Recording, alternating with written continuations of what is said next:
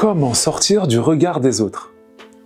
J'ai moi-même beaucoup lutté avec ça et je veux partager avec vous ce que j'ai appris. Pourquoi le regard des autres est-il si important? Nous vivons au sein d'une famille entourée de parents, d'enfants, d'amis, de voisins, de collègues, tout au long de notre vie. L'empathie, la joie, le ressenti, ce sont des émotions vitales qui se partagent et on ne peut pas s'en priver. Pour illustrer ça, laissez-moi vous raconter une histoire du XIIIe siècle. C'est une légende. L'empereur Frédéric II de Hohenstaufen, ne me demandez pas de les plaire, voulait découvrir la langue originelle de l'humanité, celle que les enfants parleraient naturellement s'ils n'entendaient jamais de mots.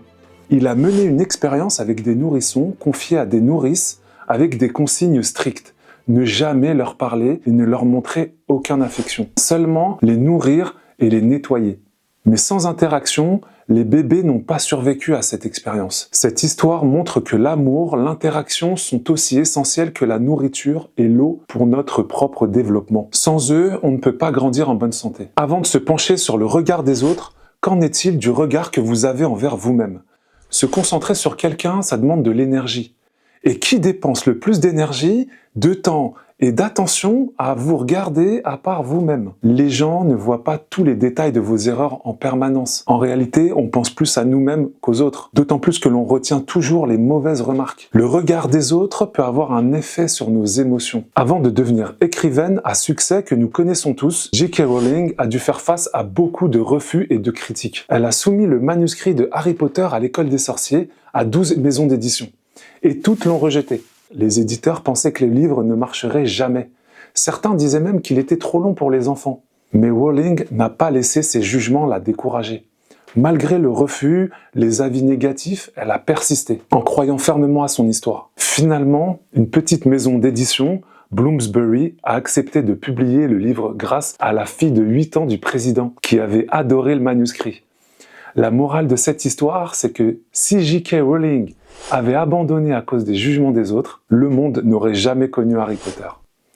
Les pièges du regard des autres, c'est que vous allez tant bien que mal essayer d'annuler le jugement des autres en essayant de vous suradapter, voire vous soumettre aux autres. Vous croyez que vous avez le pouvoir d'annuler le jugement des autres? Pour ça, vous allez vous auto-censurer, vous brider et supprimer votre spontanéité. Trop se soucier du regard des autres est un piège pour la confiance en soi. C'est attendre l'approbation et la validation des autres afin de faire quelque chose. À force de penser à la place des autres, on finit par devenir un people pleaser. C'est quelqu'un qui a peur du conflit, qui a besoin d'approbation pour passer à l'action. Il a des difficultés à exprimer ses besoins, il a peur de l'échec, il ne sait pas dire non. Il a un manque de confiance en lui. J'aimerais partager avec vous une histoire qui illustre parfaitement les dangers de vouloir constamment plaire aux autres. C'est l'histoire des deux bergers. Un vieillard et son petit-fils descendaient de la montagne avec leur âne pour se rendre au village. Le vieillard marchait tandis que le petit-fils était assis sur l'âne. En passant près d'un groupe de personnes, ils ont entendu des murmures critiques. « Quel enfant impoli! Il laisse son grand-père marcher pendant qu'il se repose confortablement. » Prenant ces critiques à cœur, ils ont décidé de changer de place. Le vieillard est monté sur l'âne et le petit-fils marchait à côté. Peu de temps après, ils ont croisé un autre groupe de personnes qui chuchotaient « Quel vieil homme sans cœur ! Il laisse son jeune fils marcher alors qu'il se repose sur l'âne. » Gênés par ces critiques, ils ont alors décidé de marcher tous les deux à côté de l'âne. En continuant leur chemin, ils ont rencontré un autre groupe de personnes qui se moquaient d'eux. « Regardez ces idiots, ils ont un âne mais ils marchent tous les deux à côté de lui. » Ne sachant plus quoi faire pour éviter les critiques, ils ont décidé de monter tous les deux sur l'âne. Peu de temps après, un autre groupe de personnes les a réprimandés. « Quel comportement cruel envers cet animal! Pauvre âne, il doit porter le poids de 2 personnes. » Finalement, fatigués par les critiques, le vieillard et le petit-fils ont décidé de porter l'âne. Donc ils se dirigeaient vers le village en portant l'âne sur leurs épaules. Les villageois ont éclaté de rire en voyant cette scène ridicule.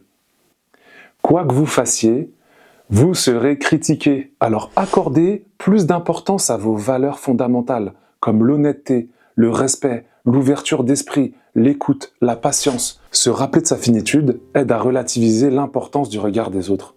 À l'heure où je vous parle, je me suis beaucoup soucié de ce que les autres allaient penser avant de m'exposer et de créer cette chaîne. Aujourd'hui, j'ai quelques abonnés sur les réseaux sociaux et je reçois déjà des retours très positifs sur ce que j'apporte sur la toile. On me remercie souvent de mon travail. Mais j'ai déjà reçu quelques critiques désobligeantes, des commentaires inutiles. Mais c'est le prix à payer. Ce qui est le plus important pour moi, c'est l'impact positif que je peux laisser en lien avec mon histoire, mes valeurs, mes principes, mes forces.